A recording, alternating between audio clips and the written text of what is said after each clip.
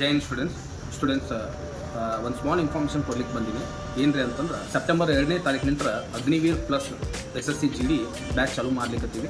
ಯಾರ್ಯಾರಿಗೆ ಇಂಟ್ರೆಸ್ಟೆಡ್ ಐತಿ ಇಲ್ಲಿ ಕೆಳಗೆ ಕೊಟ್ಟಿರುವಂಥ ನಂಬರಿಗೆ ನೀವು ಕಾಂಟ್ಯಾಕ್ಟ್ ಮಾಡ್ಬೋದು. ನೋಡಿರಿ, ಪ್ರೀವಿಯಸ್ ಟೈಮ್ದಾಗ SSC GD ಭಾಳಷ್ಟು ಮಂದಿದ ಡ್ರಾಪ್ಔಟ್ ಆಗಿದೈತಿ.